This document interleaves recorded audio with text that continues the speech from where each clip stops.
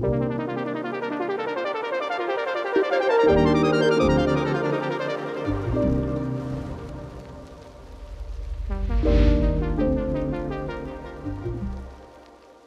LaVon, and my company's name is LaVintage Decor.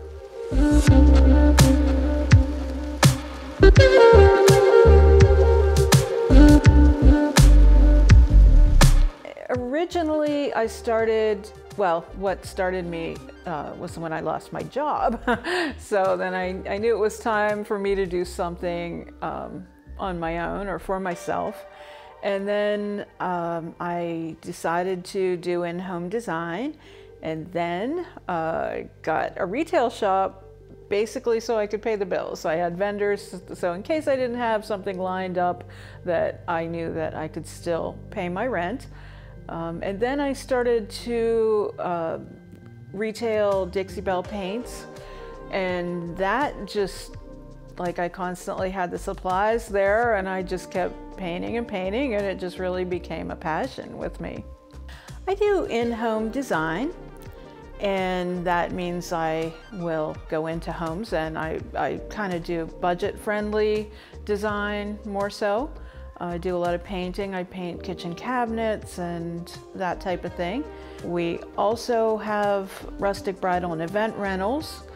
So when people have their weddings, they basically can rent my vintage junk to make their event more appealing and memorable. And I also do a lot of custom painting, and I paint pieces of furniture, artistry furniture painting for sale.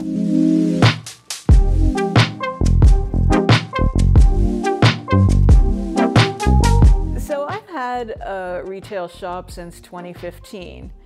And I moved my location once, and then I decided it was time. We had a store on 11th Avenue then, and I decided that I wanted to kind of downsize a little bit, kind of less vendors and more focus on my furniture painting artistry. So the decision was made to move, and the place that we were going to move to wasn't ready.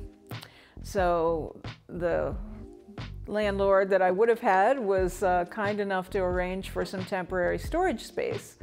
And I didn't even go look at the space until the day we moved all of my stuff. And so I turned the key, and I'm looking around, and I'm thinking, you know, this place is kind of cool, and I kind of like it here, and plus all my stuff is here.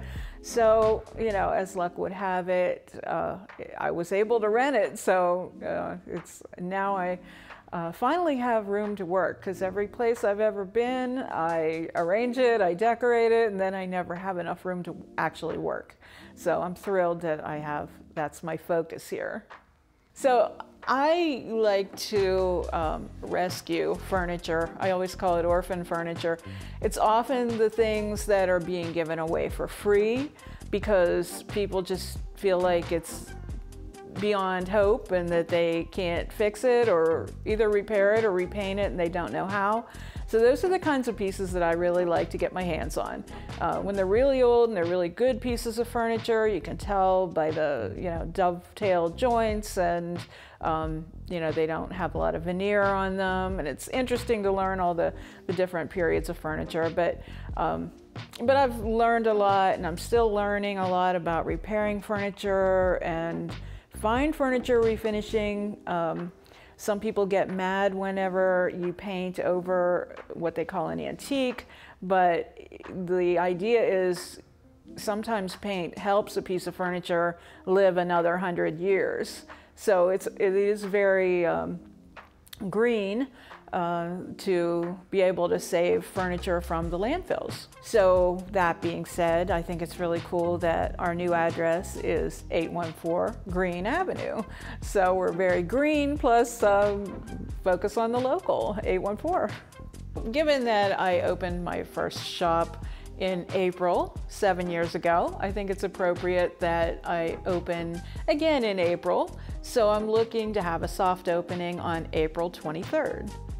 My plan now is to really narrow my focus as far as the retail aspect goes. I may keep a few vendors just because that's kind of cool, something that brings people in sometimes, but I do sell the paint, which brings customers back in. But then other customers are looking for what's next, what will she paint next, and do you have anything in this style or that style? So mainly I just kind of want to fill my little showroom with things that showcase my artistry, things that'll be appealing to people. I do take custom orders, but that retail space is, mine for just displaying, doing what I like to do and what makes me happy. And I have found that when I focus on that and when I do what makes me happy, that's when other people really like what I've done, because that's my art.